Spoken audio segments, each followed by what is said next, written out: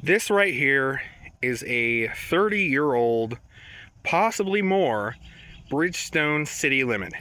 It's an old steel bike in which I have converted to single speed, and it's probably the least capable bike I own, but it's also probably the most important. And you might be asking, why is this the most important bike I own when I have so many other really nice bikes? My gravel bike being a prime example. I mean, it's all decked out, it's got a rack, it's got bags, it's got nice pedals, nice drivetrain, disc brakes. I mean, what gives? Why am I praising this super old bike?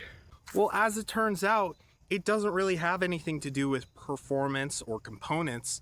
It comes down to simplicity and fun. Let me tell you why. Obviously, like I said, new bikes come with lots of bells and whistles, and they are very, very nice to ride. Probably give you a smoother ride than that bike back there. That probably give you a lot more benefits, at least in terms of comfort and stability, but they're also very complex. You have a whole drivetrain, you have disc brakes, which are arguably very reliable in comparison to rim brakes, but drivetrains, a lot of bikes have suspension. You also have the stiffness of an alloy frame, which is a good thing in a lot of ways, but also kind of puts the bumps right into you, kind of causes you to feel all of that terrain underneath you. And that can be good. But with all of these super nice components they come at a cost. Reliability. There are things that you have to replace constantly on new bikes. Derailleur hangers, derailleurs, shifter cables. A lot of bikes have electronic components that you gotta replace batteries. But this almost 40-year-old bike gets rid of all of that. Like I said, it's a single speed. You don't have to worry about derailleurs or shifters. Sure, you're never in the right gear, but it just only makes you stronger. You also have a steel frame, which not only feels better than an alloy frame in a lot of ways, but is also bomb-proof. I mean, you can just weld this back together if it ever cracks or breaks or bends. You can just bend it back in place. You can weld it back together. And even though this is a really old bike, it still looks and feels incredible. Of course, this saddle really helps out with the springs and the extra padding, and these handlebars give you a more upright riding position. It also has slightly beefier tires than, let's say, my gravel bike.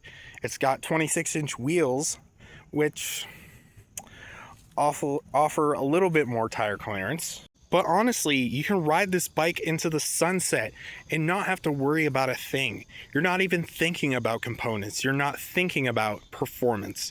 You're just thinking about riding your bike. And honestly, I've kind of neglected riding this bike in particular. And I mean, it's been sitting in my garage for months. I originally built it from a free bike that I had found and got it up and running. The tires were dry rotted. I replaced those. I converted it to a single speed and then never rode it. I focused on riding really nice higher end bikes and focused on, oh, this has the nicer components. This is going to ride nicer because it's new, because it's more complex, without thinking about, am I having fun? And that's what this bike is. This bike is pure fun. And that's why I think it's going to be my forever bike. Obviously, if I have the chance, I'm going to keep all of my bikes because I still like to nerd out about bikes. Same thing with tech. I have a whole bunch of video game consoles and computers.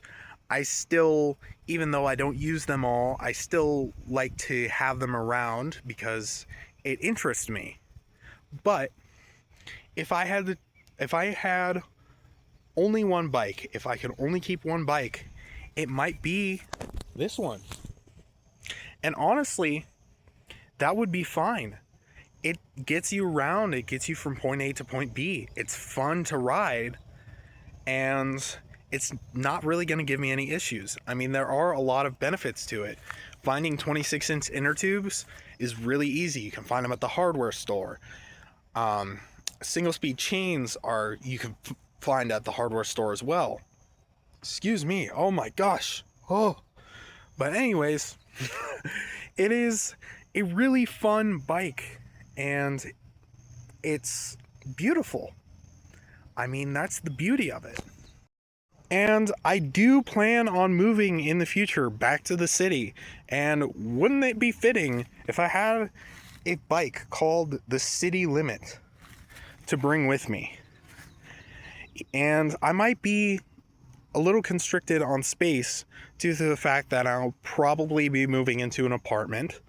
So having this bike as my only bike might have to be my only option. Obviously, I'll try to keep these bikes around in some capacity, maybe lending them to family members and allowing them to ride them. But this might be my daily driver in terms of bicycles. And like I said, I'm okay with that. So yeah, do you have a 30 or 40-year-old bike that you still ride? Do you have an old bike that still brings a smile to your face when you take it for a ride? Let me know. Yeah, this has changed my perception. I took it for a ride, and it has completely changed my perception on what cycling means to me, what riding bikes means to me.